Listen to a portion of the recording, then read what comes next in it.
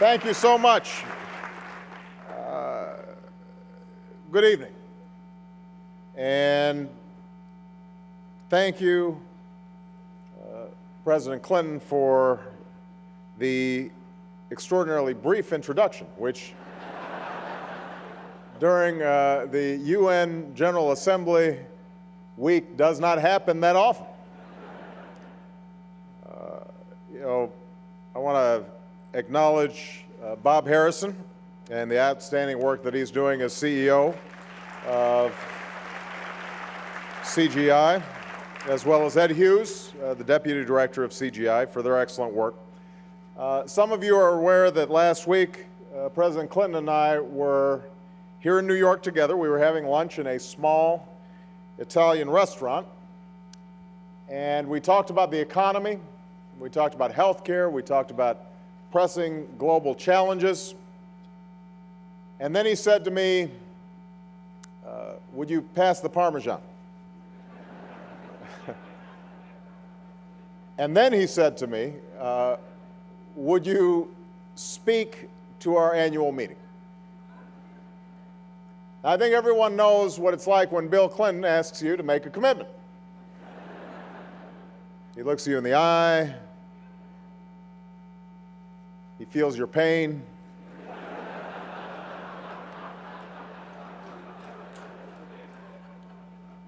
He makes you feel like you're the only person in the room. What could I say? I was vulnerable just as all of you have been vulnerable to his charms.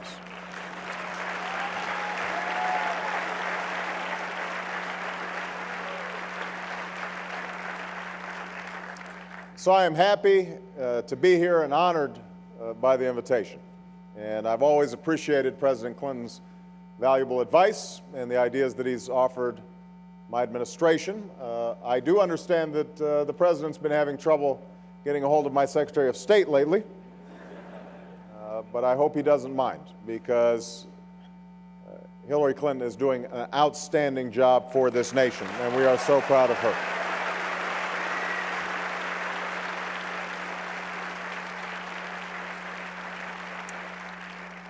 I also want to just very briefly take this opportunity to thank President Clinton for his service. In his 8 years in office, he helped swing open the doors of opportunity and prosperity to millions of Americans.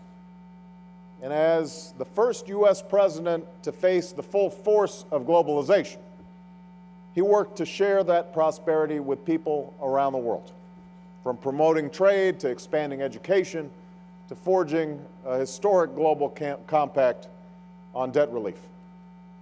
After a lifetime of service, he would have been forgiven had he settled for a life of quiet, a life of ease, a life of improved golf scores. My understanding is they have not improved that much since he was in office. But he chose a different path.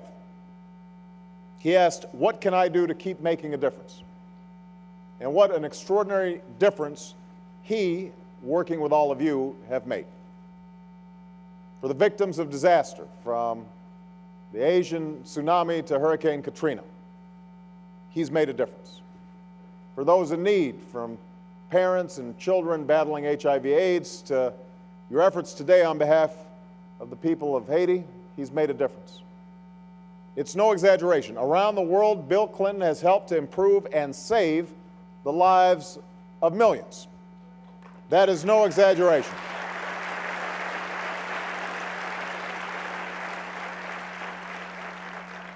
And this week, even as we gather at the United Nations to discuss what governments can do to confront the challenges of our time, even as we're joined tonight by so many extraordinary leaders, presidents and prime ministers, this global initiative reminds us of what we can each do as individuals. That you don't have to hold a public office to be a public servant. That's the beauty of service. Anybody can do it. And everyone should try. To all the CGI members here tonight, I want you to know how grateful I am for your efforts. And I know that those efforts require greater commitment at such difficult economic times. Indeed, your work and the spirit of service behind it is deeply personal to me. I've seen it, I've been shaped by it my entire life. I first saw it in my mother. She was an anthropologist who dedicated her life to understanding and improving the lives of the rural poor, from Indonesia to Pakistan. Whether working with USAID or the Asian Development Bank, the Ford Foundation, Bank Rakyat in Jakarta, or Women's World Banking here in New York, she championed the cause of women's welfare and helped pioneer the microloans that have helped lift millions from poverty. So my mother understood that whether you live in the foothills of Java or the skyscrapers of Manhattan, we all share common principles: justice and progress, tolerance, and the dignity of all human beings. And we all share common aspirations for ourselves and for our children to get an education, to work with dignity, and to live in peace and security. That's where I first saw that spirit. That's who planted it in me. And I saw this spirit again when I moved to Chicago, working as a community organizer on some of the poorest streets and some of the poorest neighborhoods in the United States. In neighborhoods devastated by steel plant closings, I worked with local churches to help people in need. And change didn't come easy, but with a lot of time and effort, it did come, block by block, neighborhood by neighborhood. That's when I learned that real progress does not just come from the top down, not just from government. It comes from the bottom up, from people.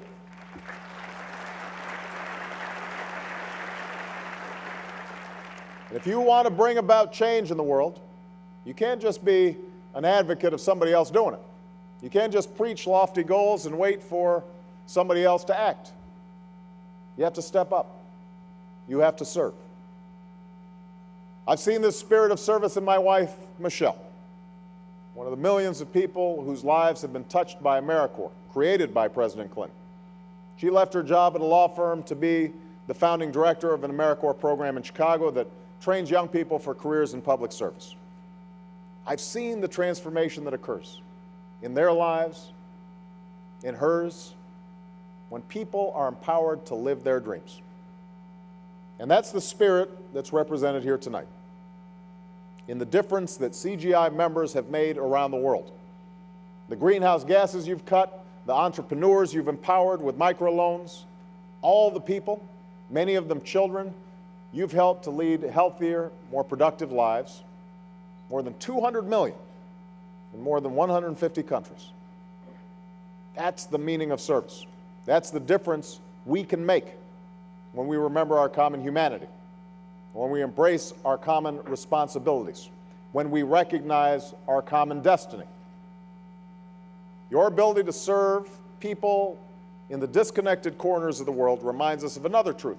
We stand at a transformational moment in world history when our interconnected world presents us at once with great promise, but also with great peril. The very technologies that empower us to create and build also empower those who would destroy and disrupt. The extremists in the mountains of Afghanistan and Pakistan who fuel attacks from New York to London to Bali, from Mombasa to Madrid to Mumbai. Reckless speculation in any financial sector of the world, where someone's failure to pay a mortgage in Florida can contribute to a global recession that undermines all of us. Poverty in Somalia, or the poppy fields in Afghanistan, the northbound flow of drugs from Colombia, and the southbound flow of American guns and cash into Mexico. All this fuels violence that endangers each and every one of us. And a flu that starts in one country can become a pandemic that sickens millions. Carbon emissions from cars in Boston and factories in Beijing are melting the ice caps and imperiling the planet. And by the way, we're joined here by the leader who made that particular truth impossible to ignore, former Vice President Al Gore. And we owe a great debt of thanks to him.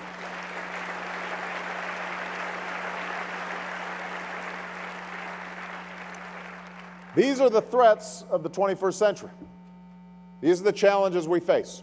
And just as no nation can wall itself off from the world, no one nation, no matter how large, no matter how powerful, can meet these challenges alone. Nor can governments alone. Today's threats demand new partnerships across sectors and across societies, creative collaborations to achieve what no one can accomplish alone. In short, we need a new spirit of global partnership, and that is exactly the spirit that guides this organization. I hope that it is the spirit that guides my administration. Here at home, we've summoned the American people to a new era of service, launching a historic expansion of community service, more than tripling the size of AmeriCorps, creating a new model, an innovation fund to bring together nonprofits, foundations, the private sector, and government to find the community solutions that work, to fund them and replicate them across America. Around the world, even as we pursue a new era of engagement with other nations, we're embracing a broader engagement, new partnerships between societies and citizens, community organizations, businesses, faith-based groups. That's why we've been speaking directly to people around the world, including our friends across the Muslim world, with whom we've launched new beginnings based on mutual interests and mutual respect. That's why you've seen Secretary Clinton in so many countries at town halls, on local television programs, reaching out to citizens and civil society. That's why she's created a new initiative to promote global partnerships between business, nonprofits, and faith groups to promote development. In fact, this spirit of partnership is a defining feature of our foreign policy. Because government and the military can work to disrupt, dismantle, and defeat terrorist networks, but while the violent extremists only destroy, we have to make it clear the kind of future that we want to build. That's why we're investing in people's education and health and welfare, as we're doing in Afghanistan and Pakistan. And we need to build new partnerships across regions and religions. And that requires religious leaders and NGOs and citizens to help build the good governance, and the transparent institutions and basic services upon which true security depends. We're making historic investments in clean energy and working towards deep cuts in emissions. But we still need business to unleash new innovations and nonprofits to keep up the pressure to end the threat of climate change. We're making substantial increases in foreign assistance, but we still need civil society to help host nations deliver aid without corruption. Because foreign assistance is not an end in itself. The purpose of aid must be to create the conditions where it's no longer needed, where we help build the capacity for transformational change in a society. We're pursuing a comprehensive global health strategy, building on successes in the fight against HIV/AIDS and working to end deaths from malaria and TB and to end polio. But these efforts will only be sustained if we improve the capacity of public health systems to deliver care, especially for mothers and children. We're making major new investments in food security, but this can't simply be handouts of American food. We need to share new methods and technologies so that countries and communities can become more self-sufficient. In short, we're renewing development as a key element of American foreign policy, not by lecturing or imposing our ideas, but by listening and working together, by seeking more exchanges between students and experts, new collaborations among scientists to promote technological development, partnerships between businesses, entrepreneurs to advance prosperity and opportunity for people everywhere. That's how we'll confront the challenges of our time. This is how we will seize the promise of this moment in history. Standing together, working together, and building together. It's the spirit I've seen in my travels around the world, in elected leaders and entrepreneurs, the heroic civil society groups, and the students from Ankara to Cairo, from South Bend to Strasbourg. The optimism and the faith and the confidence that we each can make a difference.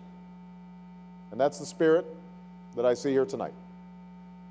The spirit that says we can rise above the barriers that too often divide us, country and culture, color and creed, race and religion and region, that we can come together and that we can leave this world even better, even more hopeful than we found it. So, to all of you, thank you for your vision, for your engagement, for your stick-to-itness. As hard as it may be to sustain during these difficult times, your commitments have never been more needed. They have never been more inspired. And I am grateful to President Clinton for having the vision and leadership to help catalyze this extraordinary collection of individuals and the commitments you make that are making such a difference all around the world. Thank you very much, everybody.